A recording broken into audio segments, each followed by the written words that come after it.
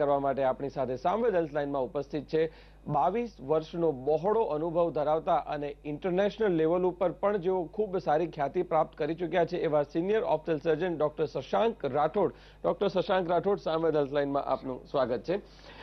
Sir, આજનો આપણો વિષય છે મોતિયો, કેટરેક્ટ. હવે મોતિયો એ બહુ જ એવો તો શબ્દ નથી કે લોકોને પરિચય ન હોય, પણ એની વ્યાખ્યા એક સ્પષ્ટ કરવી હોય તો શું કહી શકાય? મોતિયો એટલે આંખની અંદર આવેલો એક લેન્સ છે. આપણે જેમ કેમેરાની અંદર લેન્સ હોય, તમે સામેનું પિક્ચર જુઓ તો એ કેમેરાના લેન્સમાંથી પાછળ ફિલ્મ ઉપર આવે. એટલે આપણી આંખમાં આવેલો એક કુદરતી લેન્સ છે જે નોર્મલી પારદર્શક હોય, પણ જેમ જેમ તમારી ઉંમર વધે એની પારદર્શકતા ગુમાવે અને દૂધિયો થવા માંડે, જેને મોતિયો કહેવાય. અને એના થવાથી તમારી જે લાઇટ તમે જુઓ એ પડદા સુધી જઈ ન શકે, માટે એને મોતિયો કહેવાય, જેમાં તમે આ પિક્ચર જુઓ છો. અને એનું ઓપરેશન કરીને કાઢી અને એની જગ્યાએ આર્ટિફિશિયલ લેન્સ, જેને નેત્રમણી કહેવાય, એ મૂકવામાં આવે છે. ઓકે સર, આપણી સાથે જામનગરથી એક દર્શક મિત્ર જોડાયા છે. જી, આપનો પ્રશ્ન જણાવશો. હા, good afternoon sir. Good afternoon. હા સર, મારી બેનના સાસુ છે, એને હમણાં જ મોતિયાનું ઓપરેશન કરાવ્યું પણ એ ફેલ થયું છે. તો એના માટે એના આંખમાંથી પાણી પણ બહુ પડે છે, તો એનું કઈ સોલ્યુશન કે ઉપાય હોઈ શકે? કઈ પદ્ધતિથી ઓપરેશન કરાવ્યું હતું, કઈ ખ્યાલ છે?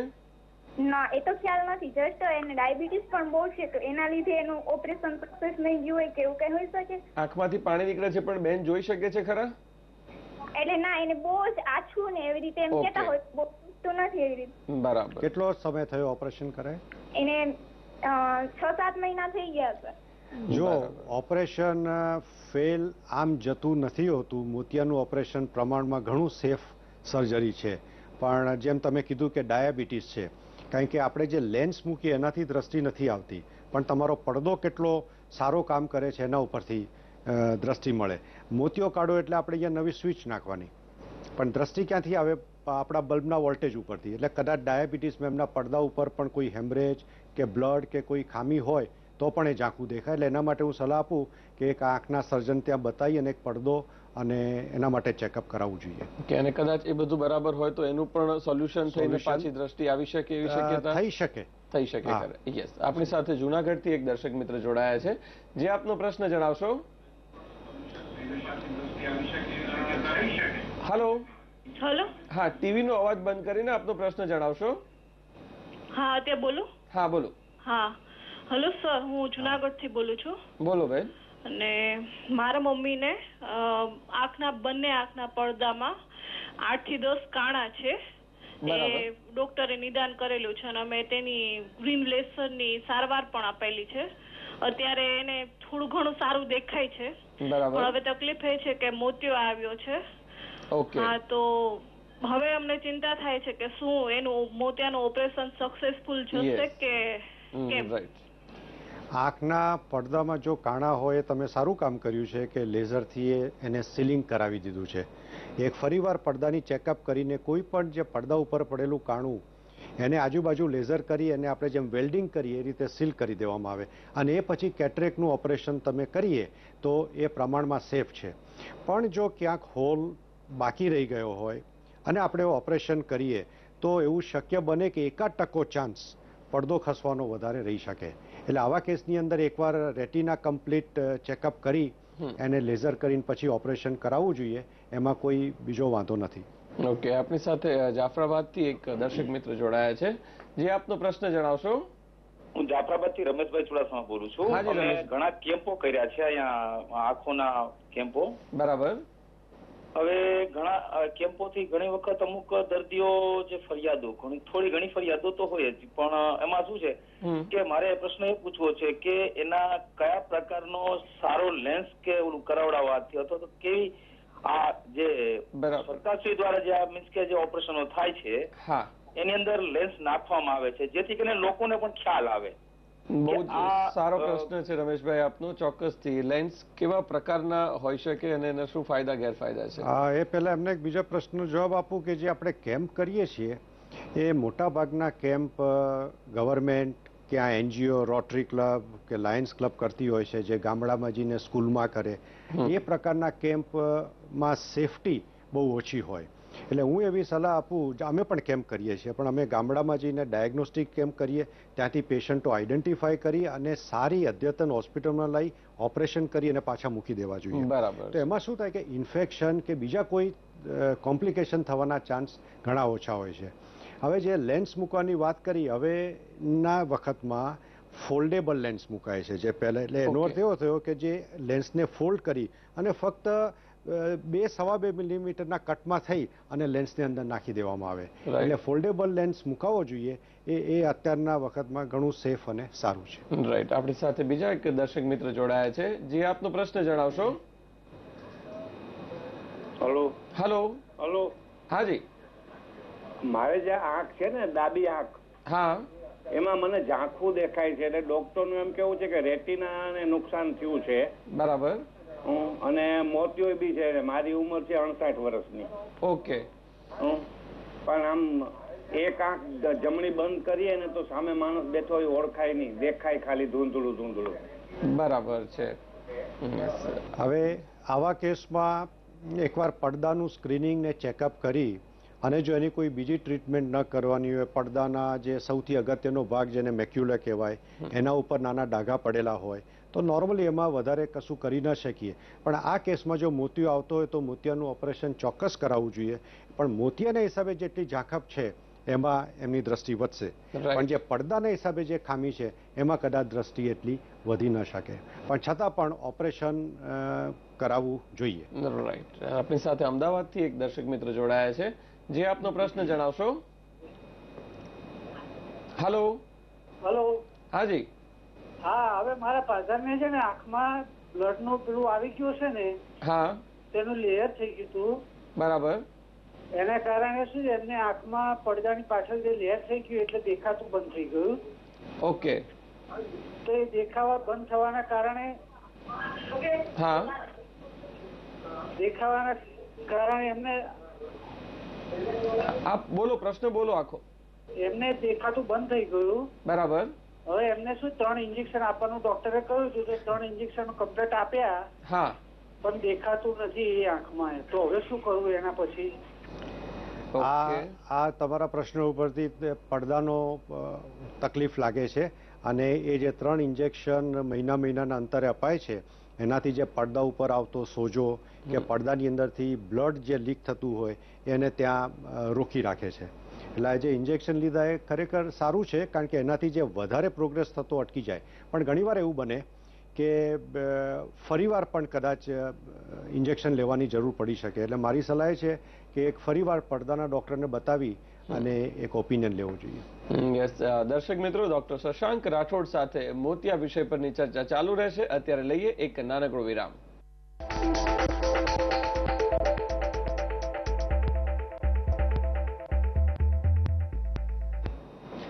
સામવેદ હેલ્થલાઇનમાં ડોક્ટર શશાંક રાઠોડ સાથે મોતિયા વિષય પર ચર્ચા ચાલી રહી છે. સર, મોડાસાથી આપણી સાથે એક દર્શક મિત્ર જોડાયા છે.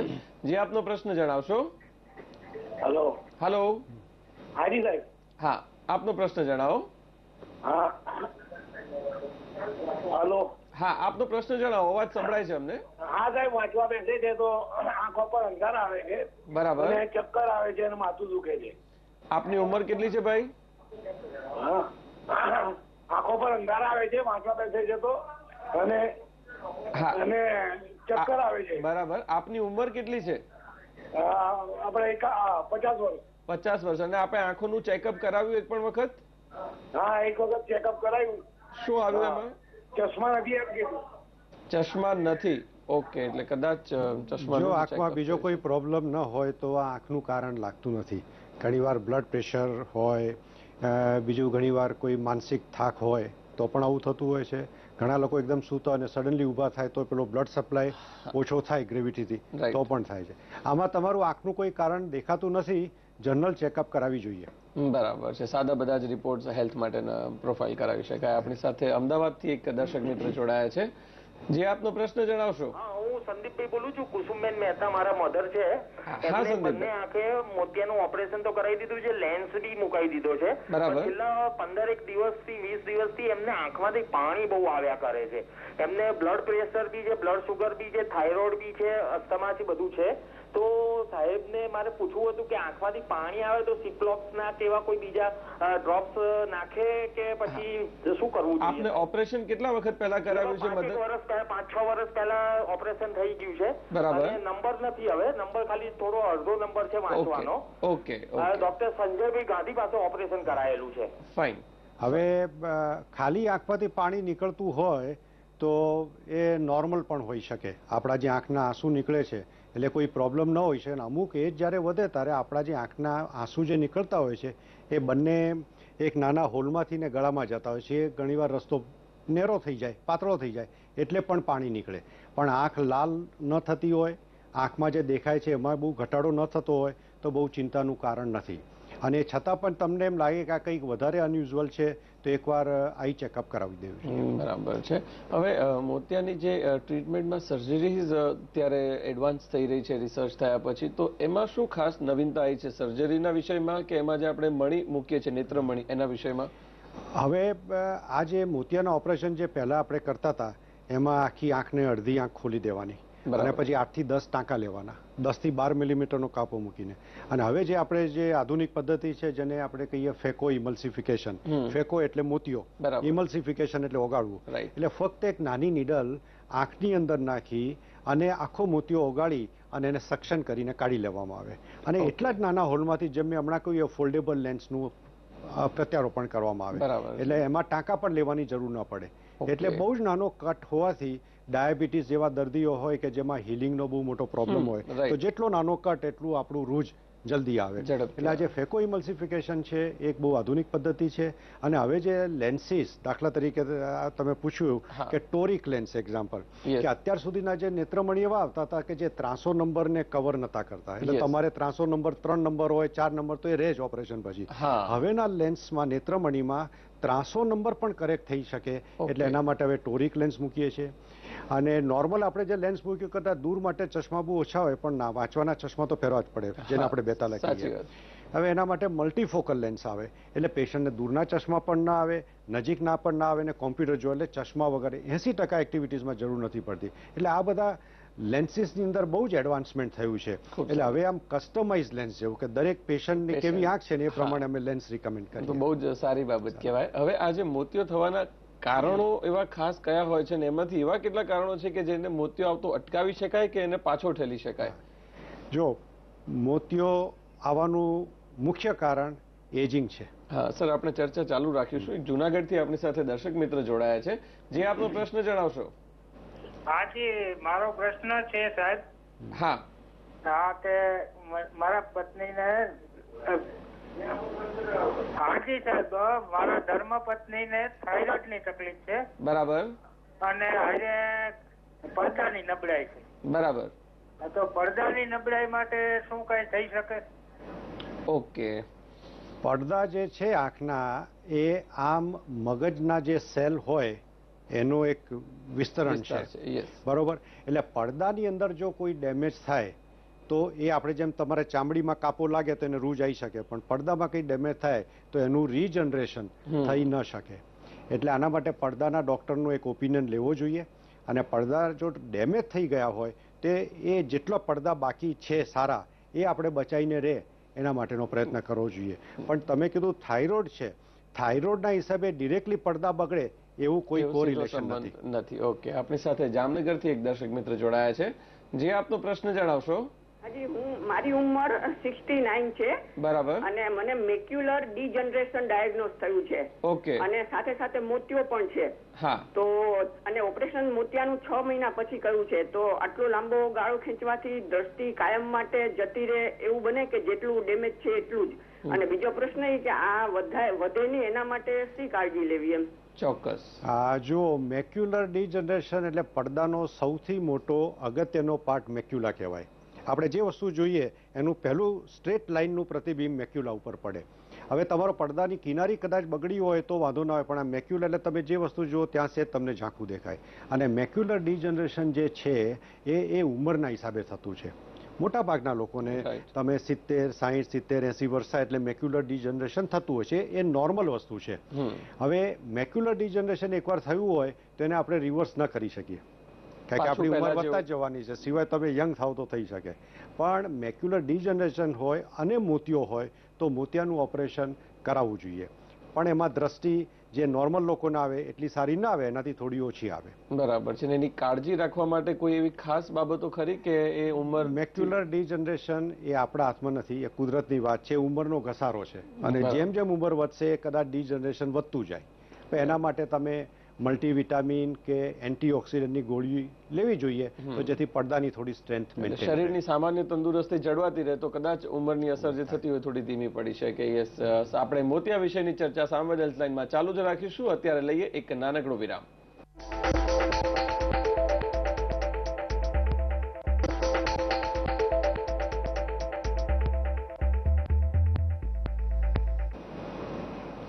સામવેદ હેલ્પલાઇનમાં મોતિયા વિષય પર ડોક્ટર શશાંક રાઠોડ સાથે ચર્ચા ચાલી રહી છે. ડોક્ટર શશાંક રાઠોડ આપણી સાથે યુગાન્ડાથી એક દર્શક મિત્ર જોડાયા છે. જે આપનો પ્રશ્ન જણાવશો. મારા હસબન્ડ ને બહુ નાની ઉંમરથી 4 વર્ષના હતા ત્યારથી ચશ્મા છે, નંબર વધતા જ ગયેલા છે. આંખનું વિઝન બહુ ઓછું છે, પણ બીજી આંખનું બરાબર છે. તો ડોક્ટર નું કેવું એવું છે કે અત્યારે લેન્સ બદલીએ તો એમ કે એમનું વિઝન વ્યવસ્થિત, એને આંખ ત્રાસી હતી એનું ઓપરેશન બી કરાયેલું છે. ઓકે. અને જમણનું ઓપરેશન બી બંને આંખે કરાયેલું છે લેસરથી. ઓકે. હવે લેન્સ બદલવાનું સલાહ આપને આપેલી છે આપના હસબન્ડ માટે, રાઈટ? ઓકે. બહુ વધારે નંબર હોય, માઇનસ નંબર હોય કે બહુ પ્લસ નંબર હોય અને મોતિયો આવતો હોય તો મોતિયાનું ઓપરેશન થોડું વહેલું પણ કરાવવું જોઈએ. એનું કારણ એ છે કે ઘણીવાર પેશન્ટને -15, -20, -22 નંબર હોય તો મોતિયાના ઓપરેશન પછી અમે જ્યારે લેન્સ મૂકીએ તો પેશન્ટ લગભગ 0 નંબરની આસપાસ આવી જાય, અડધો 1 નંબર આવે. એટલે એટલો નંબર ઘટવાથી જે પેલા ચશ્માના હિસાબે જે એબ્રેશન્સ થતા હોય એ ઘણા ઘટી જાય અને પેશન્ટને ઘણું સારું લાગે. એટલે જો બહુ હાઈ નંબર હોય અને મોતિયાની શરૂઆત થતી હોય તો મોતિયો કઢાવવામાં કોઈ જ વાંધો નહીં. બરાબર છે. હવે આજે લેન્સની આપણે વાત કરી, એમાં સૌથી આધુનિક કેવા લેન્સ શોધાયેલા છે એની અંદર? જે હમણાં મેં વાત કરી ટોરિક, મલ્ટીફોકલ, એક હમણાં હવે નવા લેન્સ મૂકે કે જેમાં ટોરિક અને મલ્ટીફોકલ એ બંનેનું કોમ્બિનેશન હોય. એટલે પેશન્ટનો 300 નંબર પણ કરેક્ટ થાય, પેશન્ટનો નજીકનો વાંચવાનો ઇન્ટરમીડિયેટ નંબર પણ કરેક્ટ થાય અને દૂરનો પણ થાય. એટલે ઓલમોસ્ટ એવું કહી શકાય કે પેશન્ટને ચશ્મા પહેરવાની ક્યાંય જરૂર ન પડે. એ જેને ટોરિક મલ્ટીફોકલ કોમ્બિનેશન લેન્સ છે જે અમે વધારે મૂકીએ છીએ. એક અત્યાર સુધી જે આપણા લેન્સ આવતા હતા એમાં શું થતું હતું કે પેશન્ટ જ્યારે રાત્રે ડ્રાઈવ કરે તો ઘણીવાર ગ્લેરિંગ ને એબ્રેશન થતા હતા. તો હવે એના માટે એસ્ફેરિક ઓપ્ટિક લેન્સ નીકળ્યા છે. એની જે સરફેસ હોય એની એસ્ફેરિક કરવામાં આવે. એટલે જે લેન્સના હિસાબે જે સ્ફેરિકલ એબ્રેશન થયા, ફિઝિક્સનો પ્રિન્સિપલ છે, તો એ એબ્રેશન્સ કટ કરે. એટલે એનાથી બે ફાયદા થાય. એક તો નાઇટ ડ્રાઇવિંગ વખતે પેશન્ટને ગ્લેરિંગ ઇફેક્ટ ઓછી થાય, બરાબર, કલર પરસેપ્શન હોય બ્રાઇટ થાય અને કોન્ટ્રાસ્ટ વધે. કોન્ટ્રાસ્ટ વધે એટલે સહેજ અંધારિયું વાતાવરણ હોય તો તમને કાળી વસ્તુ પડી હોય તો ન દેખાય, બરાબર. તો કોન્ટ્રાસ્ટની અંદર એ કોન્ટ્રાસ્ટ વધવાથી તમને સહેજ ડિફરન્સ ખબર પડે. એટલે ક્વોલિટી ઓફ વિઝન એ સ્ફેરિક લેન્સમાં ઘણું સારું. અને અત્યારના જમાનામાં મોટા ભાગના લોકો હવે ધીમે ધીમે એ સ્ફેરિક લેન્સ વધારે પ્રિફર કરતા થયા છે. હવે આની જે સર્જરી થતી હોય છે કેટરેક્ટની, એમાં હોસ્પિટલાઇઝેશન કેટલા સમય માટેનું થતું હોય છે? જો મોતિયાની સર્જરી અત્યારે ઓપીડી સર્જરી છે, આઉટ પેશન્ટ, બરાબર છે. આજે અમારી આઈ કેર હોસ્પિટલ છે તો અમે બી લખીએ છીએ કે out patient cataract surgery centre, OPD. Patient આવે અને 8:30 વાગે સર્જરી થાય, 9, 9:30 રજા આપી લે. જેમ જેમ પેશન્ટના ઓપરેશન પતે અને લોકો ઘરે જાય. એટલે એડમિશનની બિલકુલ જરૂર નથી હોતી. પેશન્ટને રેસ્ટ કરવાની બી જરૂરી. એ લોકો જઈને ટેલિવિઝન પણ જોઈ શકે. એક જ છે કે આંખને જરા ઈજાથી સુરક્ષિત રાખવાની પહેલું અઠવાડિયું, 2 અઠવાડિયું, પણ એ રીતે ઇટ ઇઝ આઉટ. એટલે પેશન્ટનું રિહેબિલિટેશન એ ખૂબ ઝડપથી થઈ રહ્યું છે ટેકનોલોજીના એડવાન્સમેન્ટને કારણે. યસ, આપણી સાથે એક દર્શક મિત્ર જોડાયા છે. જે આપનો પ્રશ્ન જણાવશો. હેલો. હાજી. હા, આપનો પ્રશ્ન જણાવો બેન. હેલો. હા, આપનો પ્રશ્ન જણાવો. આપનો અવાજ સંભળાય છે.